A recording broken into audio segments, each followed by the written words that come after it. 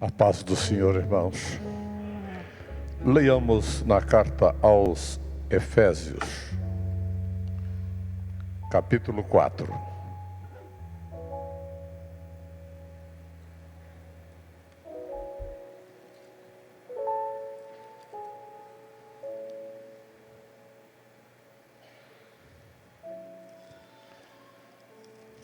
Os versículos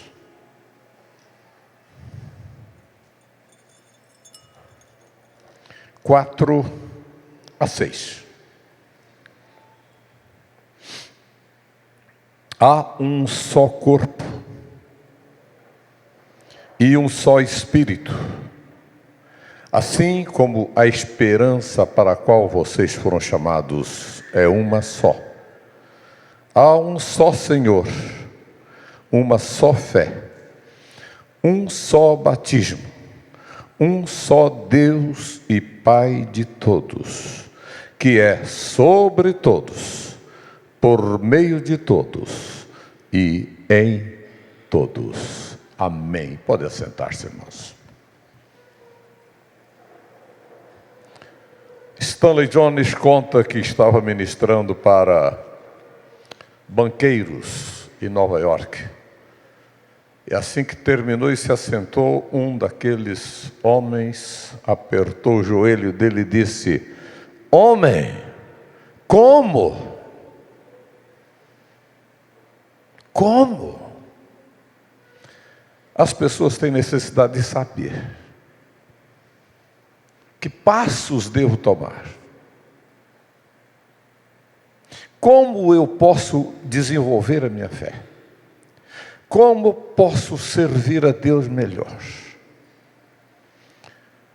Eu não vou sair da carta aos Efésios, porque eu já comentei, se eu tivesse que comentar um livro da Bíblia, seria a carta aos Efésios.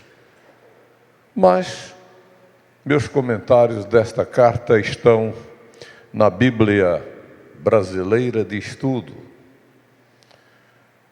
editada pela Agnus, uma Bíblia que tem mais de 12.000 notas de rodapé, em 13 temas diferentes, inclusive de cultura brasileira.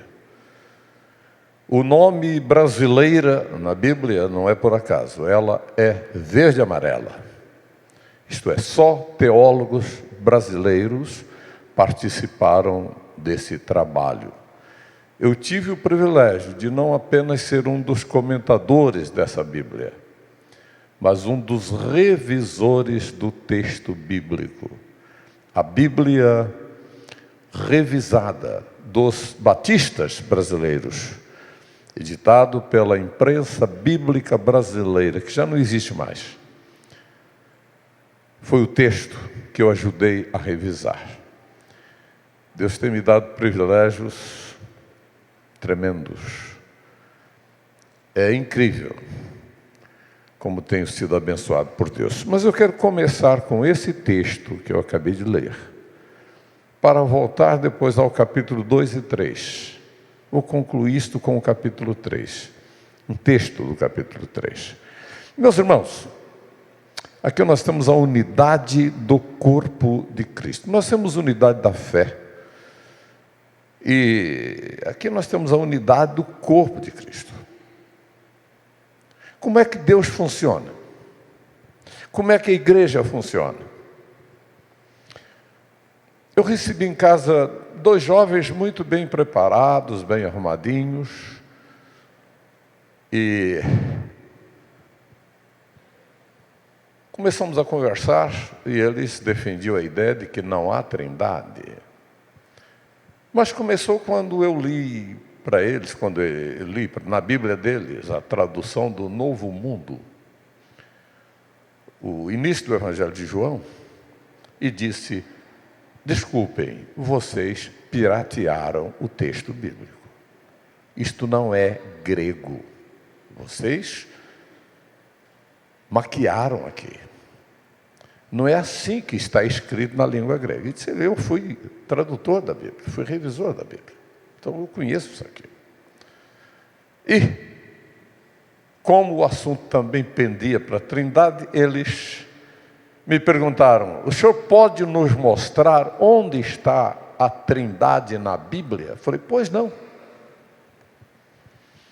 Peguei a Bíblia deles, abri em 1 Coríntios 12 e li os versículos 4, 5 e 6 e disse, aqui no primeiro versículo 4, o Espírito Santo distribui na igreja os dons espirituais. No versículo 5, Jesus, o Filho de Deus, distribui na igreja os dons ministeriais. E no versículo 6, Deus, o Pai, opera tudo em todos. Eu queria continuar, mas eles pediram desculpa, nós temos que ir, senhor dá licença e tal, e foram embora.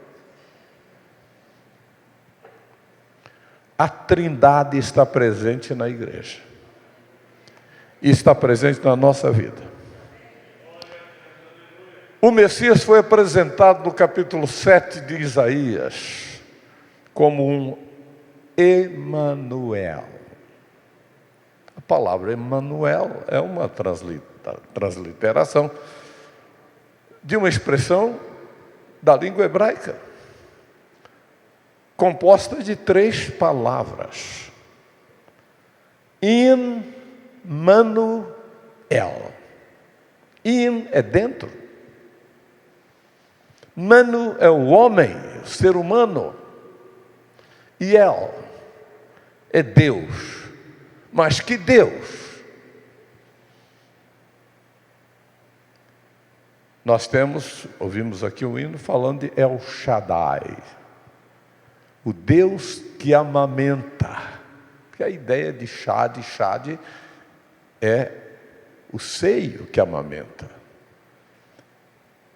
Há coisa mais linda do que um bebezinho sendo amamentado pela mãe? Não há nada mais bonito. Pois o crente é como se estivesse nos braços do Pai, sendo amamentado por Ele. Deus amamentador. Shad. Mas ela não é Yahvé, o Deus da aliança. É o Deus Elohim. Elohim é um Deus plural. Quando lemos o Gênesis, o Elohim aparece quando Deus diz: desçamos, façamos. É Deus plural. Isso é tão importante, meus irmãos, porque é o sufixo de Immanuel. É o Deus plural, Deus trino, que se apresenta aqui. A nossa tendência, eu digo nossa tendência de evangélicos, tendência de teólogos e de muita gente que conhece profundamente as línguas originais da Bíblia, temos a tendência de ficar sempre com a parte menor. A língua grega não possui uma preposição específica para dentro. A preposição que significa dentro também significa com. Aí a gente tem que usar a preposição de acordo com o contexto. Eu sou batizado com o Espírito Santo ou no Espírito Santo. O contexto diz que eu sou batizado porque eu sou batizado nas águas. Não é com água, mas é nas águas. Eu sou batizado no Espírito Santo. Jesus pega o meu espírito e o mergulha no Espírito Santo. Isso é o batismo no Espírito Santo. O que está mencionado aqui? Há um só corpo, um só Espírito, um só batismo. Mas é interessante que nessa sequência de 7 elementos, no meio está o Senhor. que é Jesus.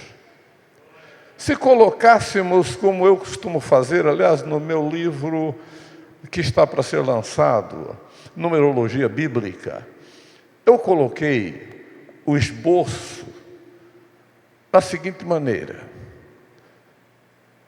Faz de conta que aqui está uma lousa.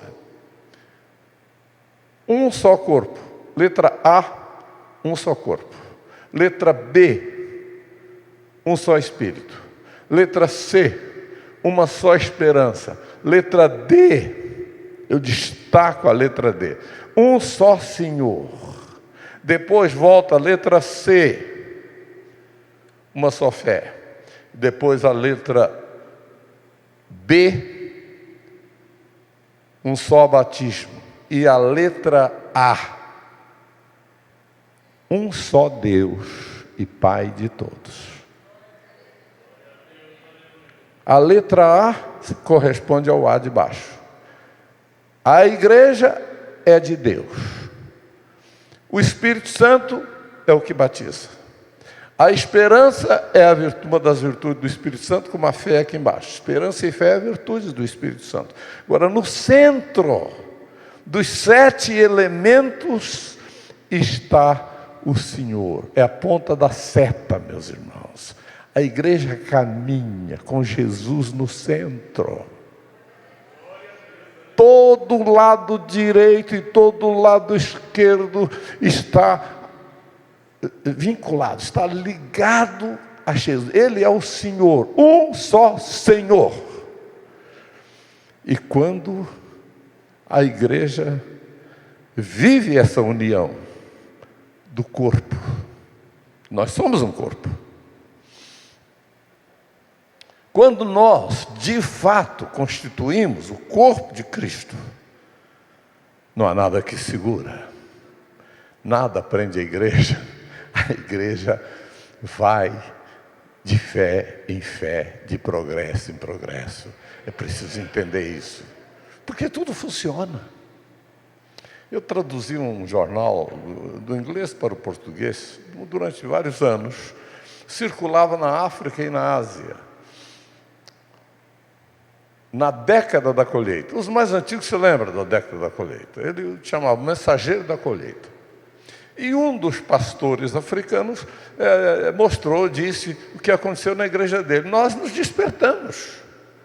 Até aqui a gente estava olhando no espelho e vendo a nós mesmos. Agora nós abrimos as janelas, estamos olhando o mundo lá fora. E já temos missionários em tais e tais países, evangelizando e ganhando almas para Jesus. É a igreja avançando, irmãos. Nós temos tudo isso na Bíblia. Os ministérios. Nós temos o profeta no ministério. O profeta olha para frente. Mas temos o doutor também. O doutor é o que olha para baixo, para os fundamentos, firmar a igreja na sã doutrina. E temos o apóstolo. É aquele que cuida dos missionários, dos obreiros, é o pastor de pastores. A igreja tem, e esta igreja tem tudo isso. Então, a formação da igreja é isto. Agora, é interessante notar que nós temos essa estrutura aqui, a unidade do corpo. Mas no que se aplica a nós individualmente? Capítulo 2, versículos 4, 5 e 6. Deus, que é riquíssimo em misericórdia, pelo seu muito amor com que nos amou, nos vivificou, estando nós mortos em concupiscências, em pecados. Nos vivificou. A primeira coisa que Deus fez com Jesus, depois de morto, foi vivificá-lo no túmulo. E o apóstolo está comparando a obra de Deus feita na pessoa de Jesus com o que Deus faz na nossa vida, aplicando os fatos acontecidos com Jesus à nossa própria vida. Então ele diz, assim como Jesus foi vivificado, nós também fomos vivificados. O que significa isso? Nosso espírito estava morto. Mas de repente recebeu vida espiritual. Foi o que Jesus disse: todos os que têm sede, venham a mim e beba. Se alguém tem sede, venha a mim e beba. Não é água comum, é água viva, água espiritual, é o Espírito de Deus entrando dentro de nós. Isso cumpre o Emanuel? Em parte sim, em parte não. Mas depois de vivificados, nós somos ressuscitados. E nos ressuscitou em Cristo Jesus. O corpo de Jesus não ficou no túmulo. Ele saiu do túmulo, foi tirado para fora do túmulo. E meus irmãos, uma vida ressuscitada é diferente de apenas vivificada. Tem gente que tem a vida espiritual, mas não a manifesta. Guarda para si. E vive aquela vida mequetrefe. Não sei se vocês conhecem dessa palavra aí. Aquela vidinha. Vai, não vai, vai, não vai. Mas, meus irmãos, a obra de Deus na nossa vida, primeiramente, é nos vivificar, depois nos ressuscitar. Nós não podemos esconder a nossa fé. Jesus disse, não se pode esconder uma cidade em cima de uma montanha. Todo mundo vai vê-la. A pessoa se converte, todo mundo sabe que se converteu, mudou de vida. Mas mudou completamente de vida. Isso é um fato. Transformação. Mas a terceira coisa que acontece, a obra de Deus na nossa vida, está na elevação espiritual, na exaltação espiritual. O mesmo Deus que nos vivificou, Ele nos ressuscitou e nos assentou em regiões celestiais em Cristo Jesus. O cristão está assentado nas regiões celestiais em Cristo Jesus. No segundo andar, não é aqui embaixo, é lá em cima. É lá em cima que as coisas acontecem. É lá em cima que o planejamento acontece da parte de Satanás. Ele está lá em cima. Está nas regiões celestiais. O apóstolo Paulo, nesta carta, quando fala desse poder, usa expressões como príncipe, autoridades, estão lá. Agora, imagine o cristão lá, assentado.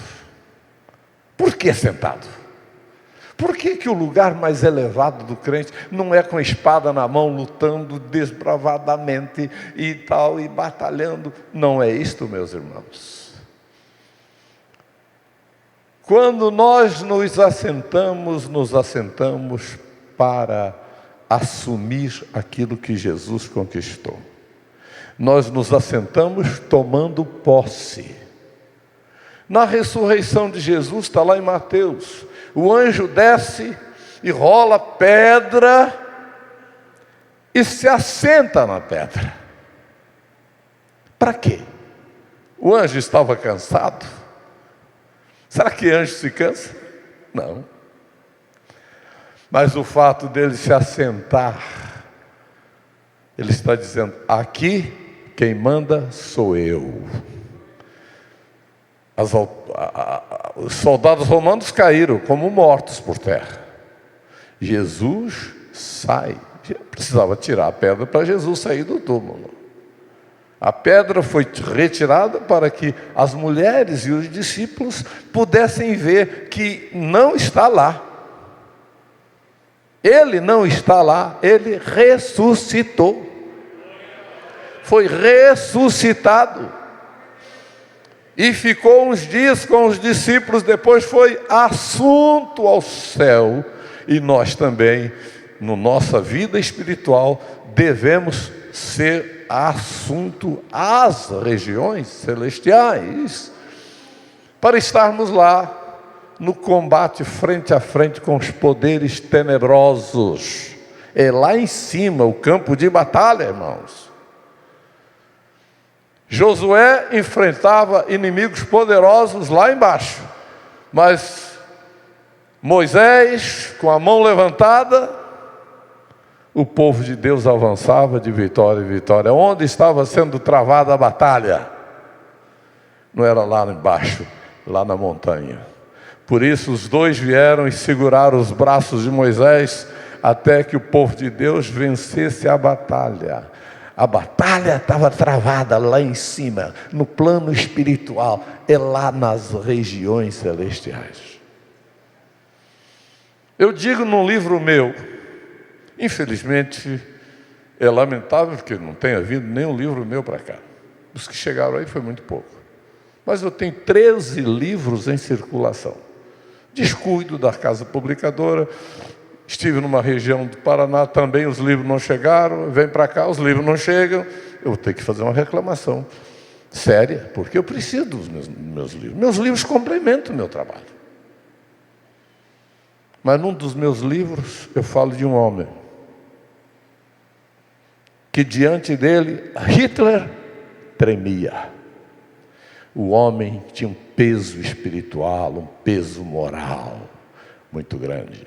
Hitler brincou com as igrejas, bagunçou as igrejas na Alemanha, mas respeitou esse homem. Esse homem estava assentado nas regiões celestiais, porque quando está lá, as coisas são controladas. Quando nós não estamos lá em cima, ficamos embaixo, apenas lidando com os resultados do que acontece lá, meus irmãos. Aí é a necessidade da batalha espiritual. Nós podemos mudar as coisas tramadas lá em cima, com a nossa vida de dedicação, de oração, de fé, de estudo da palavra de Deus. Podemos mudar. Mas agora, vamos ver que passos nós tomamos. Como é que eu cresço até a dimensão da Trindade? Como é que eu cresço? Capítulo 3, versículos 14 e seguintes. Diz apóstolo Paulo: por essa razão, depois dele falar da obra de Deus, de tudo que vinha acontecendo, ele diz: por essa razão, ajoelho-me diante do Pai, do qual recebe o nome toda a família nos céus e na terra. Oro para quê? Preposição de finalidade, de propósito. Para quê? Nós vamos ver essa preposição repetida aqui. Qual o propósito da nossa oração? Qual o propósito da oração de Paulo? Ele não estava dizendo palavras ao vento, lançando palavras ao vento, não. Ele sabia como orar e ele diz assim: oro para que, com as suas gloriosas riquezas, os suas refere-se ao Pai, as riquezas do Pai, Ele os fortaleça no íntimo do seu ser, com poder, por meio do seu Espírito. Ele os fortaleça no íntimo do seu ser. Qual é o íntimo do nosso ser? O nosso espírito. Nós somos espírito. Deus não se comunica apenas com a nossa alma, no nosso corpo. Mas está escrito em Romanos 8,16: o mesmo Espírito testifica com o nosso espírito que somos filhos de Deus. Deus atua no nosso espírito, trabalha no nosso espírito. Nós somos seres espirituais. E ele continua dizendo: para que é mais um. O primeiro para quê é que o crente seja fortalecido no Espírito Santo, seja cheio do Espírito Santo, seja batizado no Espírito Santo. É isso que cada crente tem que buscar. Se você quer crescer na fé, o caminho é esse, o primeiro degrau. Você não vai pular esse degrau. Não há atalho. Você tem que buscar abrir o seu coração e deixar que o Espírito Santo venha encher a sua vida. Se você não tem entusiasmo para orar, faça um esforço de vir às reuniões de oração. Comece a buscar até que venha aquele desejo, aquela fome que você não consegue parar mais. Mas você tem que buscar isso. Porque o Espírito Santo que habita em nós, ele habita em cada crente. Como ele habita, cada crente sabe. Ele habita plenamente ou está encantoado lá num cantinho da alma? Sofrendo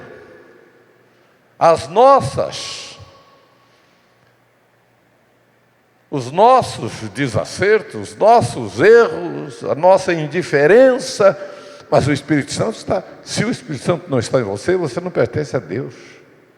O selo de Deus na sua vida é a presença do Espírito Santo. A Bíblia diz que fomos selados com o Espírito Santo.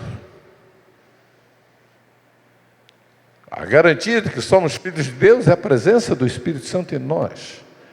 Mas o Espírito Santo quer assumir o controle total da nossa vida, até que Cristo venha também habitar em nosso coração.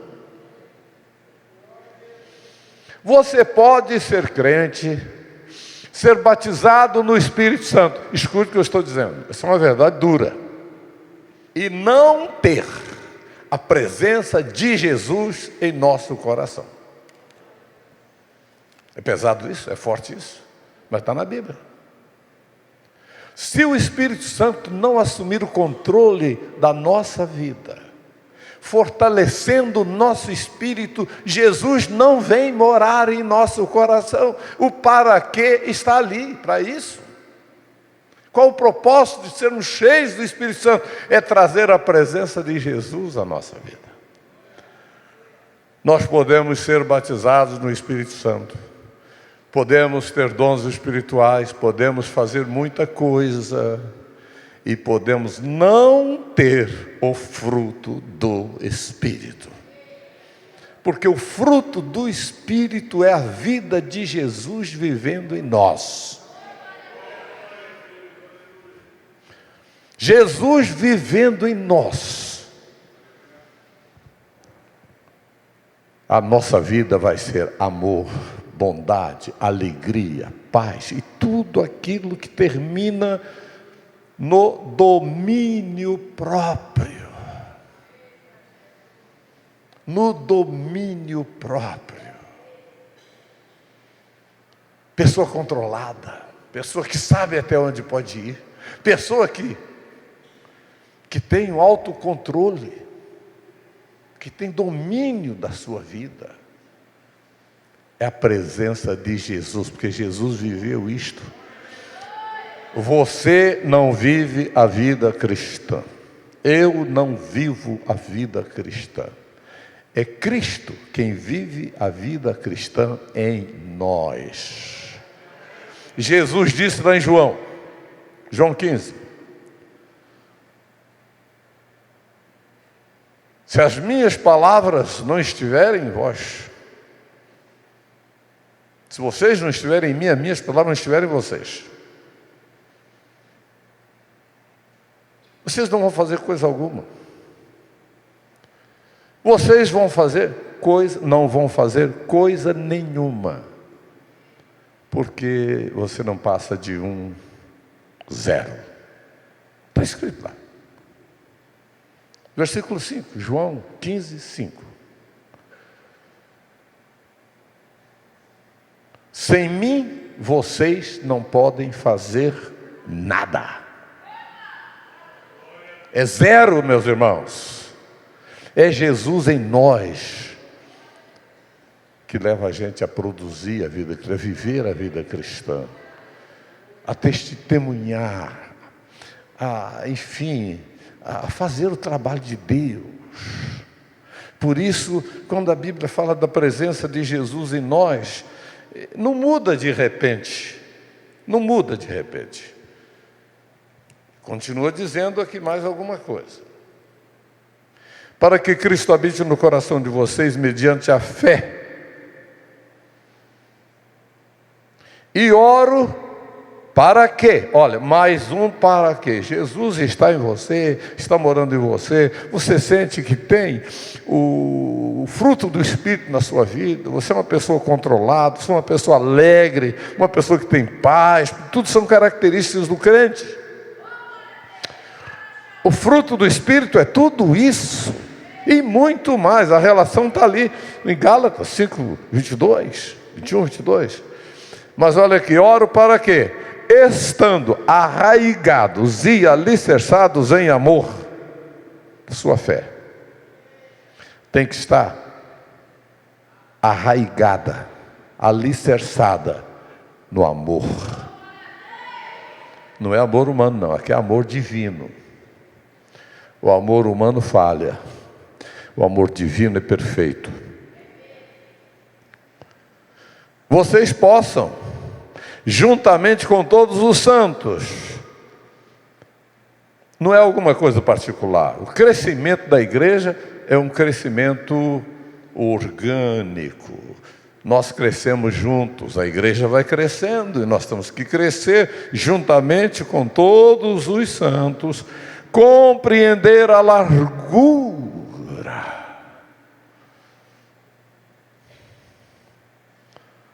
O que é a largura? A largura do liberal, no bom sentido. Jesus foi um liberal. Amém? Jesus almoçava na casa de fariseu ilustre, recebeu Nicodemos, um senador, membro do Sinédrio, mas entra na casa de Zaqueu. Recebe a Sara, aquela mulher, quando estava a caminho da casa de Jairo, para no caminho. Jesus tinha tempo para todos. Jesus estava pronto para receber a todos. Um dos sermões mais lindos dele foi a uma mulher de Samaria, desprezada, que ninguém dava nada por ela, uma mulher que a vida dela, a prova de Jesus tinha 5 maridos e agora estava com um que não era marido dela. Mas Jesus a amou e mudou a vida daquela mulher. Coisa linda, meus irmãos. Eu conheci um irmão, ele era um advogado ilustre lá no sul do Brasil. No tempo que ser advogado era muito difícil, não é? Porque hoje ficou muito fácil. Ele é daqueles tempos. E a igreja em que ele congregava mudou até de nome, virou Igreja Brasa, porque num dia, num culto, Jesus batizou tanto crente com o Espírito Santo naquela igreja batista, que a igreja mudou completamente. E ele era um homem assim.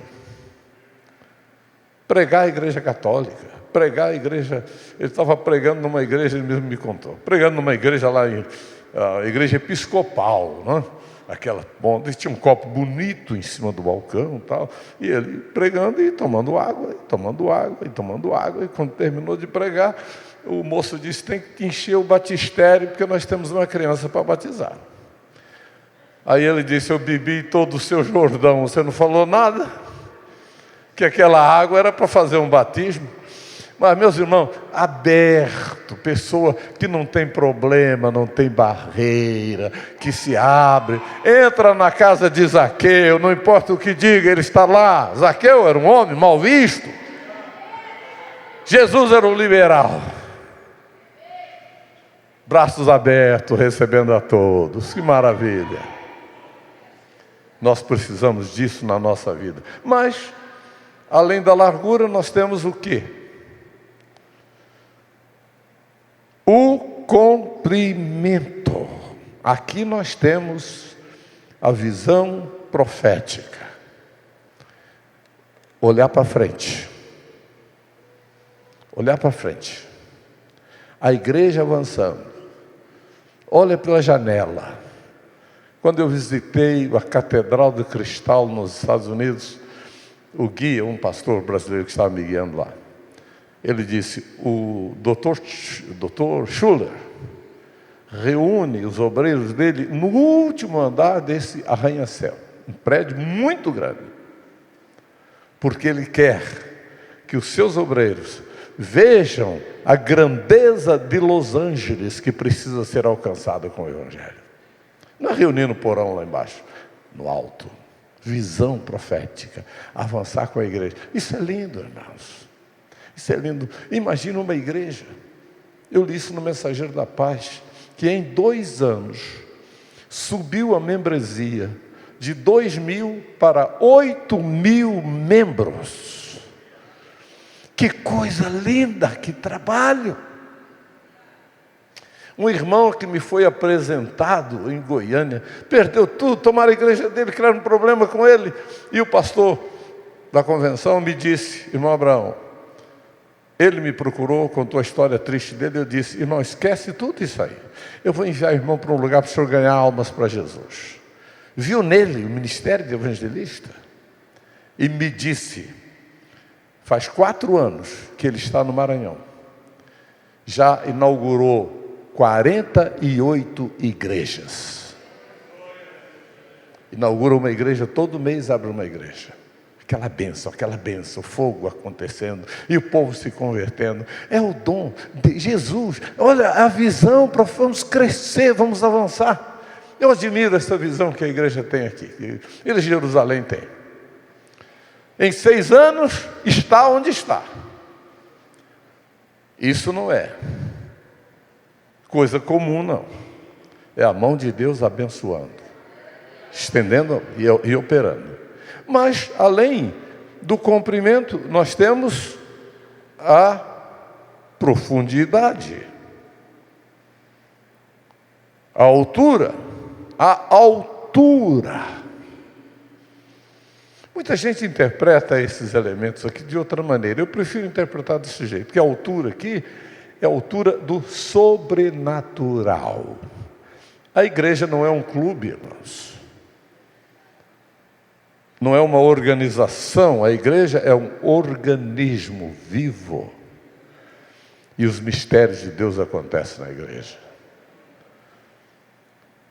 Não é maravilhoso a gente ouvir uma mensagem profética?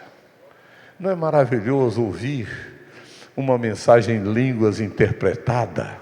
Meu Deus, a gente se derrete todo, Deus no meio da gente, falando com a gente. O sobrenatural acontecendo.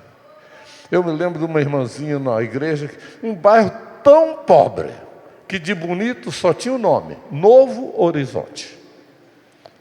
Mas ônibus não ia lá, que se fosse lá não saía de lá, né? Tanto buraco, tanta lama e tanta poeira. Então a gente tinha que descer do ônibus lá em cima e caminhar 1 quilômetro a pé para chegar lá. Aquela barracaiada, aquela pobreza toda. Mas nós tínhamos lá uns irmãos, uma família simples. O que eu vi naquela casa, daquela irmã, simplesinho. Eu sempre comentei, Deus deu àquela irmã um diamante que eu nunca vi nada igual. Ela profetizava rimando e cantando. Nunca vi nada igual. A gente ficava maravilhado. Isso é um diamante de Deus. Que coisa linda, que bênção. A gente sentia o céu descendo ali. Não podemos deixar o sobrenatural, irmãos. Presença de Deus. Se não há presença de Deus, não há nada. Mas nós temos que dar esses passos. Onde você está? Você está no túmulo? Ou já foi ressuscitado? Que tem gente que parece que nem saiu do túmulo. Tem vergonha de carregar a Bíblia, vergonha de orar em público, tem vergonha de tudo, não fala do Evangelho. Você tem vida, mas não tem mais nada. Não tem testemunho. Você precisa sair do túmulo. E sair do túmulo significa passar da dimensão do Espírito Santo para a dimensão do Filho de Deus. Você vai ser uma testemunha, você vai pregar, você vai falar, você vai servir a Deus com alegria. Porque além da altura vem a último caso aqui. Na filosofia grega, essas dimensões eram conhecidas como as dimensões do conhecimento. Paulo as aplica aqui à nossa vida. Profundidade. A doutrina sadia. Não podemos abrir mão. Chega de modismos. Chega de, desculpe a expressão, de tolices. Gente que não tem a palavra para pregar vai dizer que o demônio é constituído de água. Onde achou isso na Bíblia? Meu Deus do céu. Tanta coisa boa que a igreja precisa saber. A gente fica agarrado nessas questiúnculas, nessas coisinhas. Ensinar a Bíblia, meus irmãos, a palavra de Deus, se não ocupar o primeiro lugar na sua vida, na minha vida, nós não vamos crescer.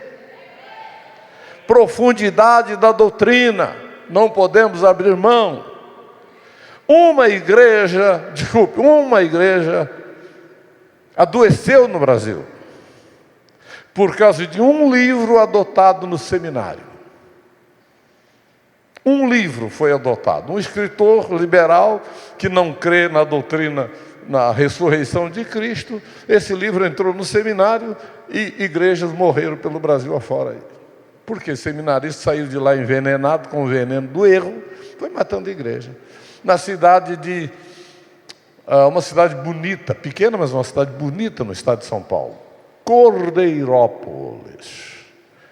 Na praça central está um templo dessa denominação, que eu não vou dizer qual é. Fechado, não tem nem pastor e nem ovelha. O veneno do liberalismo teológico matou aquela igreja.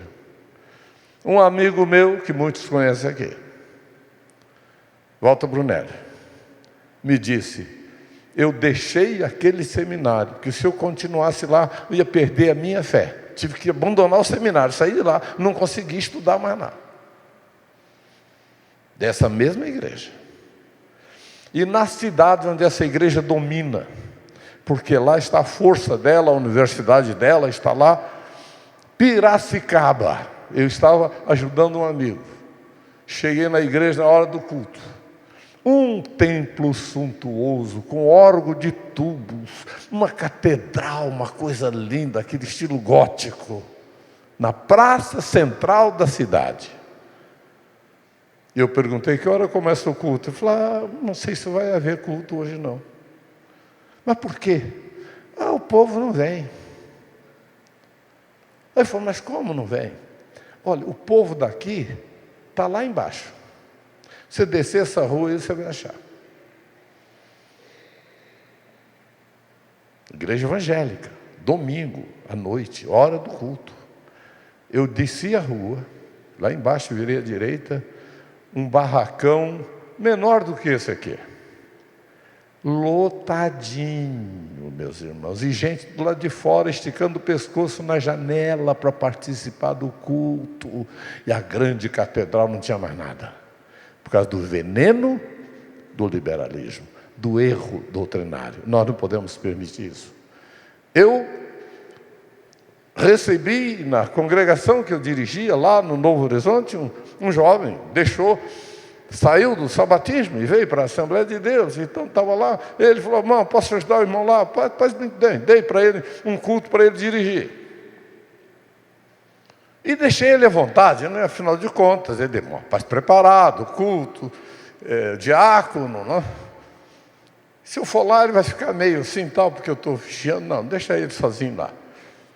Meses depois eu descobri que ele estava transformando a congregação numa igreja adventista do sétimo dia. Que problema. Eu disse: irmão, volta para a sua igreja, porque você saiu de lá, mas o sabatismo não saiu de você. E tive que assumir a igreja e corrigir os erros que ele tinha deixado na igreja. Agora, meus irmãos, escute isto aí. Durante um ano certinho, a igreja não cresceu, parou de crescer, estagnou. Nós não perdemos nenhum crente, mas a igreja não andou, ficou parada. Depois de um ano, aí começou a atividade, a vida espiritual de novo e voltou a crescer. O veneno mata a igreja, neutraliza o trabalho de Deus. Mas, meus irmãos, tem mais um para quê aqui. Mais um não, tem mais dois. Vamos concluir rapidamente. E conhecer o amor de Cristo, que excede todo conhecimento.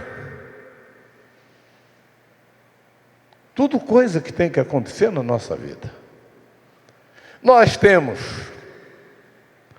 que estar alicerçados e arraigados em amor, e juntamente com todos os santos compreender a largura, o comprimento, a altura e a profundidade, e conhecer o amor de Cristo, que excede todo conhecimento.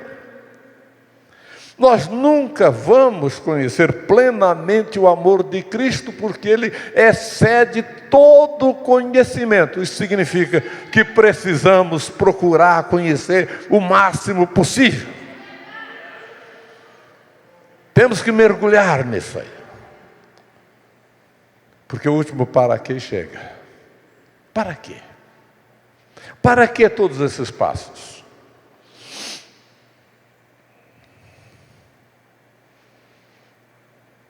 Para que vocês sejam cheios de toda a plenitude de Deus.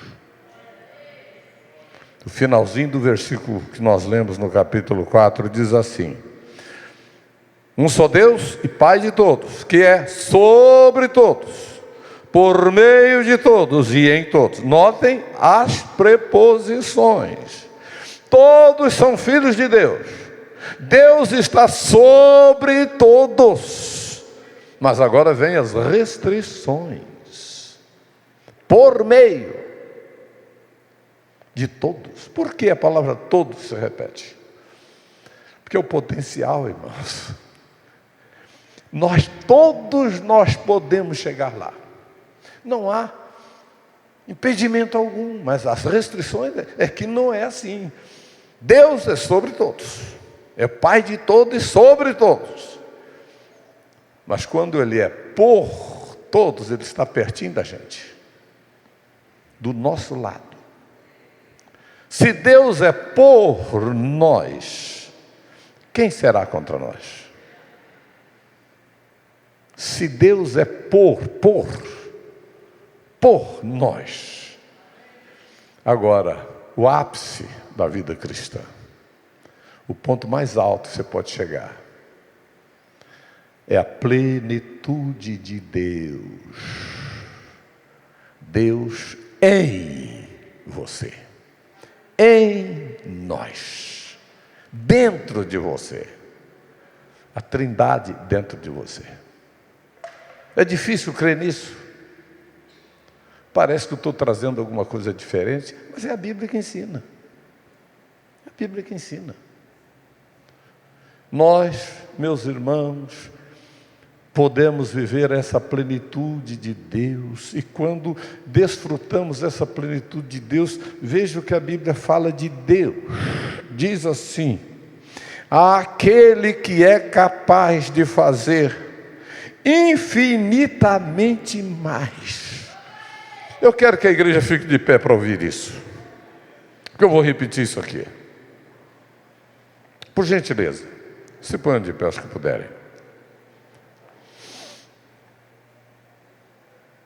Aquele que é capaz de fazer infinitamente mais. O que é que você precisa que Deus faça na sua vida? O que é que você precisa que Deus faça na sua casa? O que é que você precisa que Deus faça na sua família? Você quer que seu filho saia das drogas e se converta? Pois Deus está pensando em fazer muito mais, em transformá-lo no obreiro, no pastor, no missionário. Você tem que crer. É pela fé. Infinitamente mais do que nós pedimos ou pensamos. Meu Deus, eu fico assustado diante disso, irmãos. Deus pode fazer. Conheço o testemunho de um irmão, antes de se converter, fugindo da guerra do Vietnã, pegou a companheira dele, que não era casado, e foi viver num país hispano aí, porque tinha droga muito fácil lá.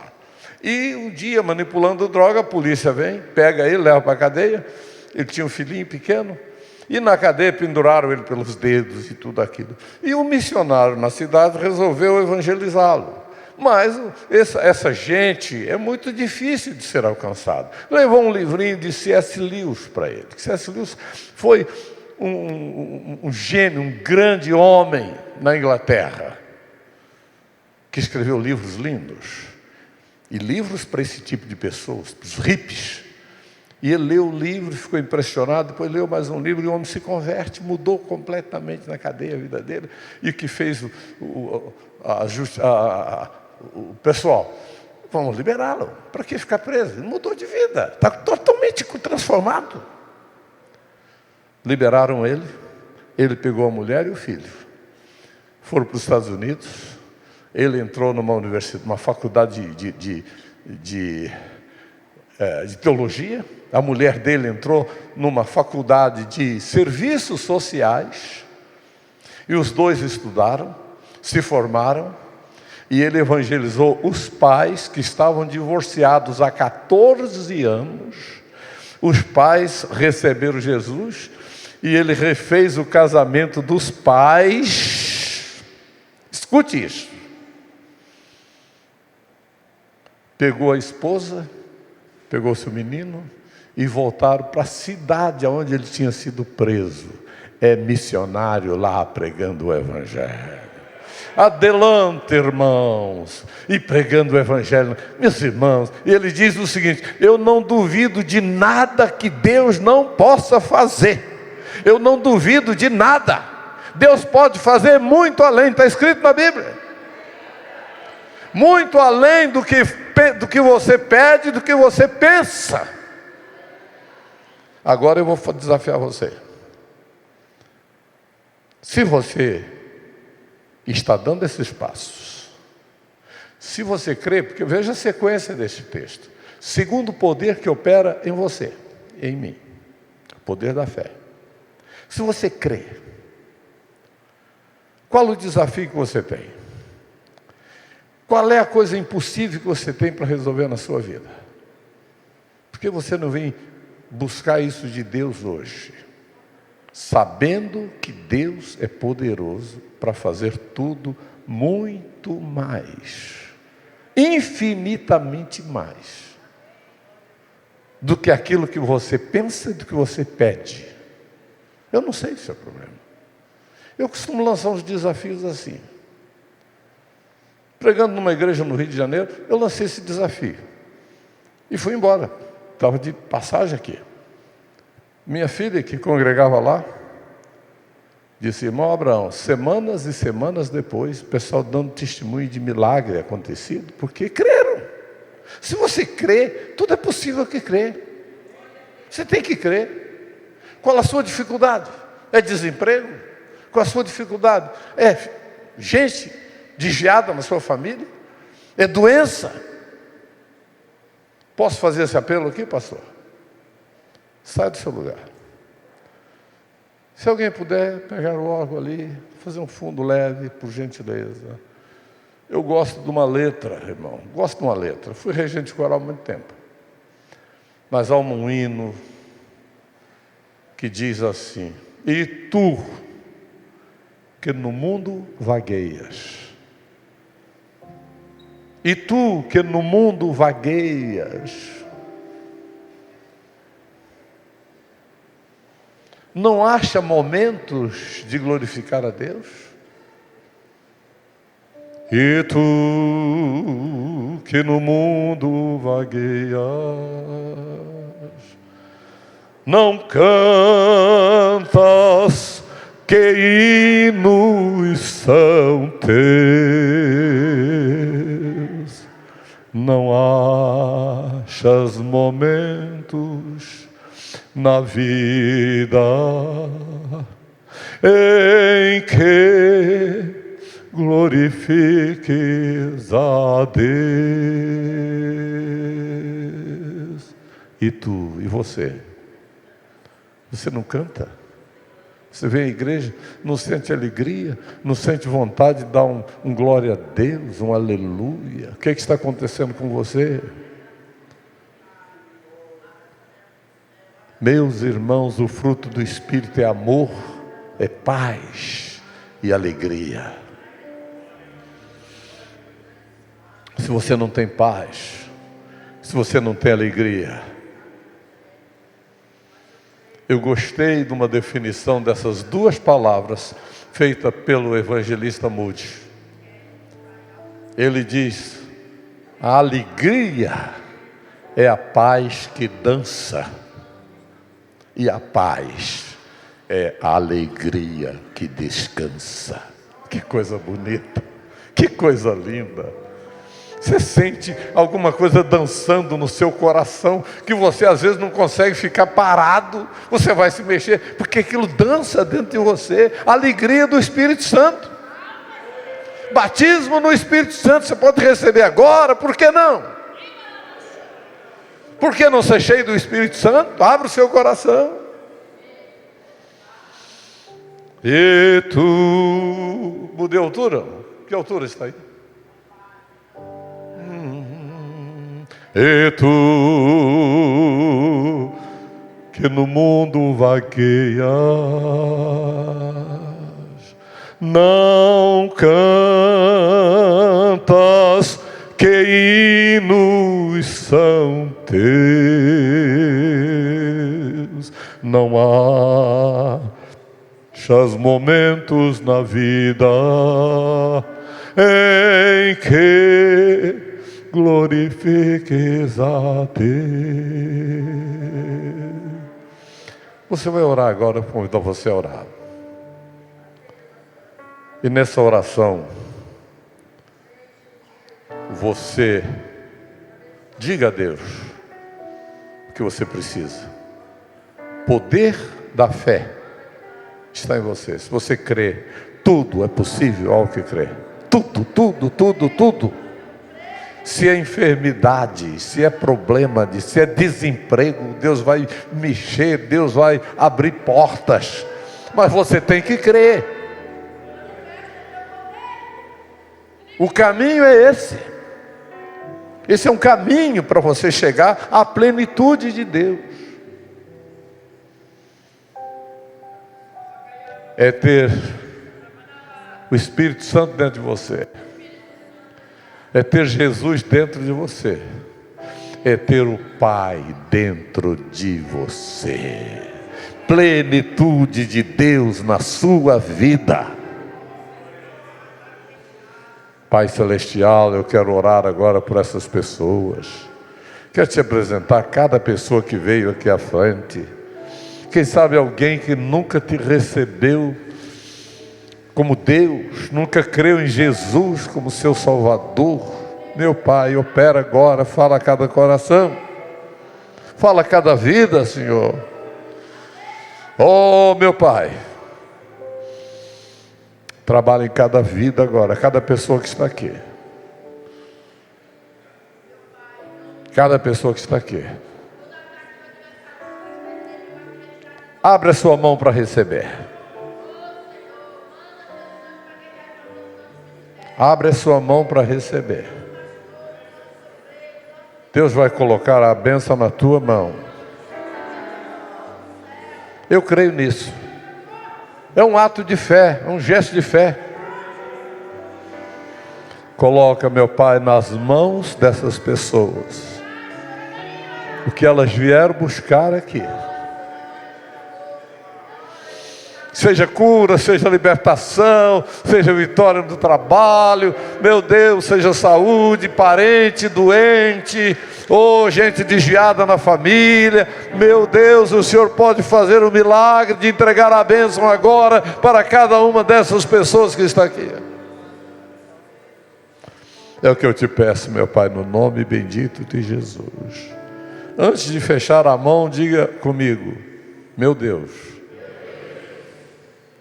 eu te agradeço pela bênção que acabo de receber,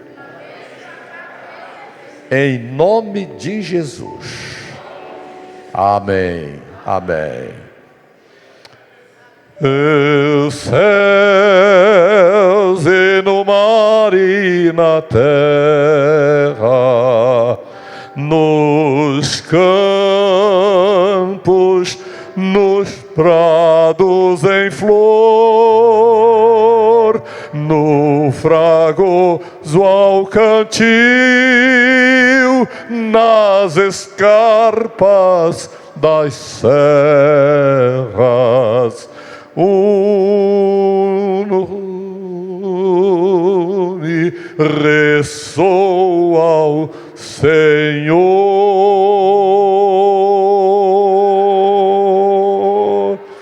Que Deus receba toda a glória, toda a gratidão, em nome de Jesus.